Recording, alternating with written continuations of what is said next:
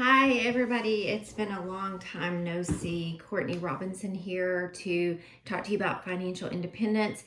And if you like this kind of material as we go along, please give it a thumbs up and subscribe. I'm not doing this channel to make money. Obviously, there's a lot of things I could do better here. The lighting's not great. I'm not great at editing, but I do feel like I give quality information, and I'm not good at being timely about being on here, but I do have a few followers and a few people who watch me and tell me that it really helps. So I'm going to keep doing that because that's my passion, is helping others. Okay, so tomorrow I'm doing my first financial meetup at the library. And for those of you who know me, you know where I live. So I live in Central Arkansas. I don't want to give out too much information because I have had some issues with a couple people in the past being a little bit, let's just say, made me a little uncomfortable. But if you are interested or you're in Central Arkansas, please reach out. So I'm going to go over with you some of the information that I'm going to cover tomorrow. A lot of people are really confused about what I'm doing, and what I'm basically doing is spreading the word of financial independence and what it is. And there are a lot of different degrees to financial independence. I'm not going to get in the weeds. I'm going to give an overall base, and these are from a couple of different articles that I cobbled together some information. So financial independence technically is when you have enough money to live off the interest and you never have to work again. Now, it doesn't just mean interest. It could be live off the proceeds. So for instance, if you have a rental property, like my brother inherited some rental properties, and he has those, and those pay him enough to live on every month, along with a little part-time job. I say little, he has a really good part-time job. Actually, he's a duck guide. He guides duck hunters. So it's when you have enough money that you can live off the proceeds of your money forever. So that could be real estate, entrepreneurship, index funds, investing, interest, dividends, things like that, pensions, Social Security, even. And people have different ideas about what it is, but that's the gist of it. It generally takes a person about 10 to 15 years once they discover financial independence and they start putting into action everything that they need to do. So when I met my husband 12 years ago, I was on a debt-free journey. I had just gotten divorced. Sorry, I'm having a weird hair day, y'all. And I worked on paying off my debt, working more, saving more, making more. So I'm going to go over that with you and give you a little bit of my history. So it took us 11 years to become financially independent. I discovered the financial independence movement only 6 or 7 years ago, and we've been together for 12, but I was already frugal and in the debt-free movement. So how do you get there? You get a basic emergency fund. A basic emergency fund is $2,467. Statistically, that's the amount of money one needs for a major emergency in America today. It used to be $1,000, now it's $2,467. And the next thing you want to do is get out of debt, and especially high interest debt. The third thing you want to do is make sure you're getting that 401k match. And I would probably do those together if I was already investing in a 401k. You want to build an emergency fund of 3 to 12 months. Depending on how close you are to retirement, you might want that to be bigger. This is called FU Money, Freedom Unlimited, but it also means the other thing. I was very fortunate to have FU Money when I got sick about a year and a half ago. I had been sick for a long time with an autoimmune disease, and my doctor asked me if I could quit working. And when I sat down and looked at our finances, I realized we had enough FU money that I didn't need to work. And I haven't worked except for our business. We have an Airbnb and a roofing business. I haven't worked for anyone else in over a year and a half. The next thing is to invest in index funds and tax-deferred accounts. This might be your 401k or your IRA, and these are things like Vanguard, Schwab, and Fidelity. These are low-fee index funds, and an index fund just means that it follows the S&P 500 or the top 500 funds in America. So that's going to be your Amazon, your Target, your Walmart, things like that. And it's just one big fund, like what we used to call a mutual fund, but it has the top 500 companies in the United States, and they're the very top. If one falls off, like today, Walgreens fell off, and I can't remember what took Walgreens' place, but Walgreens fell out of the S&P 500 today. Okay, The next thing we're going to do, and that helps optimize your taxes, because when you're using tax deferred funds, I'm sorry about my rat terrier, you do not pay taxes on the money that you put into a traditional IRA or a 401k. If you're in a low income tax bracket, you might want to do a Roth, or if you're young and you want to retire early. The next thing we're going to do is we're going to pay off the house and any school loans. The reason we wait on those is because the interest is tax deductible. And so you want to get your high interest ones paid off first, and then those, because those are tax deductible. And oftentimes it used to be that those interest rates were lower than the amount the money was that your investments were returning in the market. So for instance, if my loan on my house is at 3%, which not too long ago that would be correct, and my investments are making 5%, mathematically it makes sense to wait to pay off the house. However, I feel a little differently. We paid off the house a year and a half ago, almost 2 years in March, and it was the best thing we ever did psychologically. And after that, you're just building wealth. You're saving, you're investing, you're staying out of debt. So what are some of the levers we push to do this? So one thing we can do is we can spend less. Being frugal is one way. We can earn more by changing jobs, getting a raise, a side hustle, entrepreneurship, investing in the market, anything we can do to earn more money. As a matter of fact, I've been thinking about doing some little side hustles, but I'm kind of waiting because of our tax bracket situation. Get comfortable to a comfortable middle class lifestyle and stop increasing your lifestyle. And the next one is understand hedonic adaptation. So this is the keeping up with the Joneses. This is the not being happy with your $25,000 car or $10,000 car and needing an $85,000 car. Those kind of things will sink your budget. So it doesn't mean you have to drive clunkers. If you're in debt, you want to get those cars paid off and drive them until you can save up to pay cash for another one.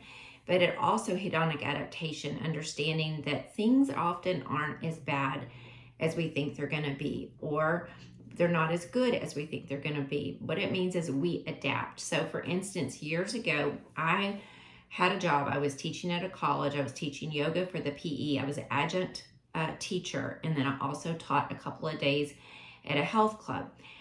I really didn't want to work more than that because I had 4 kids and they were young and they were in school.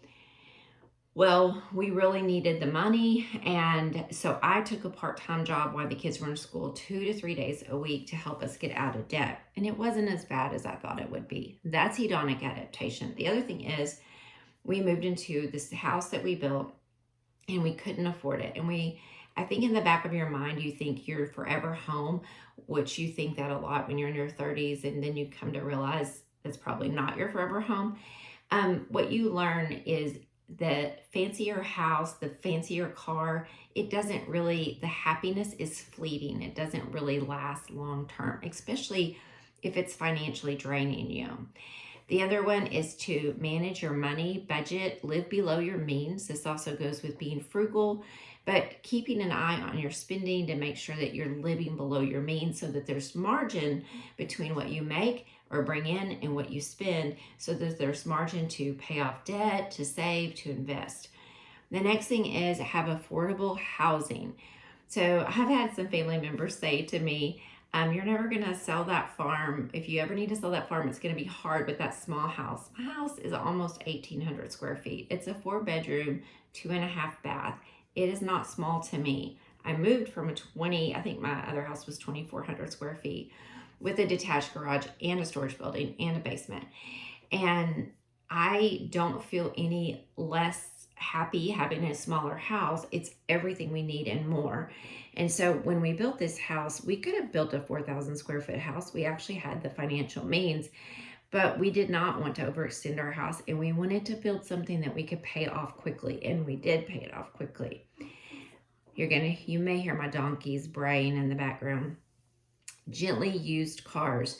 So generally in the financial independence movement, we suggest that you buy cars that are 5 to 15 years old with cash, that have been well cared for, and they have low miles. Even 100,000 miles sometimes is fine. But you don't want to go out because cars lose so much of their value in the first 3 to 5 years. In about 8 years, it becomes even. We have a 2018 Honda CRV, a 2009 Honda CRV, and a 2007 Chevy Silverado. And we pay cash for all of them. And we have a very high net worth. So our cars are way below our means, but we're very happy with all of them. We take good care of them. We get all the maintenance done. We keep them clean. They're very nice. We don't really care about what people think about what we drive. And crushing the grocery bill is usually the easiest way to save money. Last year, I opened the floodgates a little bit because we were very busy and we spent a little bit more money. And it was kind of like a relief thing. So going to see our kids in Colorado or spending a little bit more going out to eat, we spent a little bit more on some things to see where we found value. There were a couple of things I really found value in, and that was renting a minivan when I go see my grandkids so we could all be in the same car together. And getting my nails done once a month. I really enjoy that. It's very relaxing for me. I like keeping them tidy. And then the next one is college hacking. And so college hacking is learning to how to get college for free or cheap. I'm making a video how to get college for free or cheap by doing,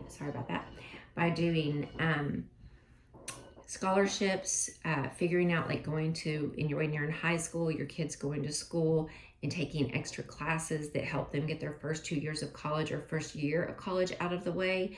My children did this. Also, I worked at a college and my ex-husband did, so my kids' college was free. You can do things like there are certain states and cities that have college plans. There are all kinds of ways to figure out how to do college cheaper or free for your kids.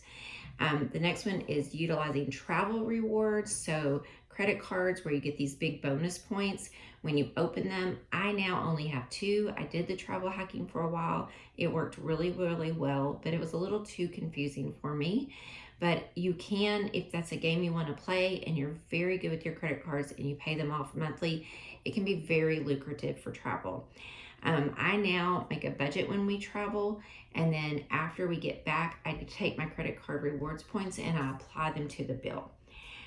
Cable and cell phones, cutting the cable, going to streaming services, toggling your streaming services so that you're only using a couple at a time as you need them, cutting the big cell phone bills, buying phones for cash, and getting, like we use Straight Talk. We buy our phones at Walmart. We buy old model iPhones for anywhere from $150 to $400. That's the most we've ever spent. And then we use a Straight Talk family plan that runs around $100 a month for 3 phones.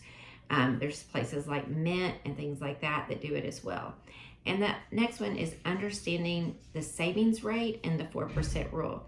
So this gets a little bit more in the weeds, and I don't want this to go too much longer, but you basically need 25 times your spending. So if you spend $40,000 a year, and I know that's low in today's economy for some people, you're going to need $1 million to retire because you want to live off 4% of that. 40,000 times 25 is 1 million. 4% of 1 million is 40,000. So a lot of people think, well, I give up. I'm never going to get there.